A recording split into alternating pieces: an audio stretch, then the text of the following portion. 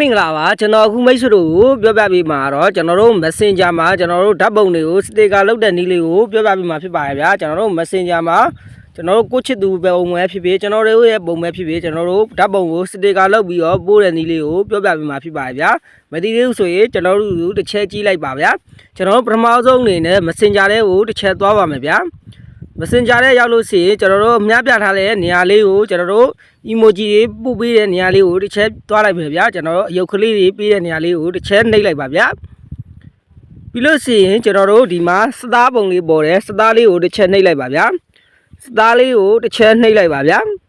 ကျွန်တော်ကတော့ပုံလေးနဲ့ပြပေးမှာဖြစ်ပါတယ်ဗျာအမှမိတ်ဆွေတို့က like လုပ်ကြည့်လိုက်ပါဗျာစသားလေးတွေကိုတစ်ချက်နှိပ်လိုက်ပါဗျာစသားနေရာလေးကိုတစ်ချက်နှိပ်လိုက်ပါပြီးလို့ရှိရင်ကျွန်တော်တို့ပုံလေးတွေကြာလာပါလိမ့်မယ်ဒီလိုရုပ်ကလေးကြာလာလို့ရှိရင်မြတ်ပြထားတဲ့နေရာလေးကိုစတစ်ကာခဲတံလေးနဲ့ပုံလေးကိုကျွန်တော်တို့တစ်ချက်နှိပ်လိုက်ပါဗျာဒီပုံလေးကိုတစ်ချက်နှိပ်လိုက်ပါလက်ကလေးနဲ့ထောက်လိုက်ပါဗျာပြီးလို့ရှိရင်ကျွန်တော်တို့ထားခြင်းတဲ့ပုံလေးတွေကိုရွေးလိုက်ပါဗျာကျွန်တော်တို့ပုံပဲထားမှာလားဒါမှမဟုတ်ကျွန်တော်တို့မိတ်ဆွေတို့ချစ်သူပုံပဲထားမှာလားမိတ်ဆွေတို့ရဲ့ပုံလည်းထားမှာလားကျွန်တော်တို့ရွေးလိုက်ပါဗျာကျွန်တော်ထားခြင်းတဲ့ပုံလေးတွေကိုတစ်ခုရွေးလိုက်ပါဗျာရွေးလိုက်ပါဗျာကျွန်တော်လှုပ်ချင်တဲ့ပုံလေးကိုရွေးလိုက်ပါပြီးလို့ရှိရင်ကျွန်တော်တို့ကခဏဆောင်ပေးလိုက်ပါဗျာကျွန်တော်တို့ line ကောင်းရင်ကောင်းတယ်လို့ကျွန်တော်တို့မြန်မာဖြစ်ပါရဲ့ဗျာဒါလေးကိုကျွန်တော်တို့အချိန်က line ကောင်းရင်တော့မြန်မာဗျာ line ကတိတ်မကောင်းဘူးရင်တော့နည်းနည်းလေးတော့ကြာပါတယ်ဗျာကျွန်တော်တို့ခဏဆောင်ပေးရမှာဖြစ်ပါတယ်ဗျာအဝိုင်းလေးလည်နေတာကိုကျွန်တော်တို့ကခဏဆောင်ပေးရမှာဖြစ်ပါတယ်ဗျာ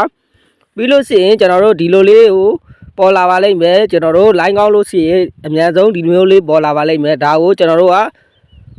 ဆေးလိုက်ပါဗျာဒီလိုပုံစံမျိုးလေးကိုကျွန်တော်တို့ကဆေးလိုက်ပါဗျာ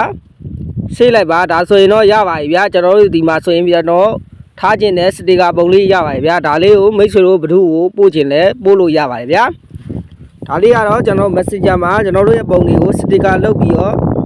ထားတဲ့နည်းလေးကိုပြောပြပေးတာဖြစ်ပါတယ်ဗျာကျွန်တော်တို့ Messenger မှာစတေကာလုပ်တဲ့နည်းလေးကိုပြောပြပေးပါဖြစ်ပါတယ်ဗျာမိတ်ဆွေတို့ကကျွန်တော်တို့ရဲ့ပုံပဲလုပ်မှာလားမိတ်ဆွေတို့ကြိုက်နေတဲ့ပုံလေးကိုလုပ်လို့ရပါဗျာမင်းသားမင်းသမီးပုံလေးကိုပဲလုပ်မှာလားဒီမှာဆိုရင်ဒီလိုလေးဖန်တီးလို့ရပါဗျာ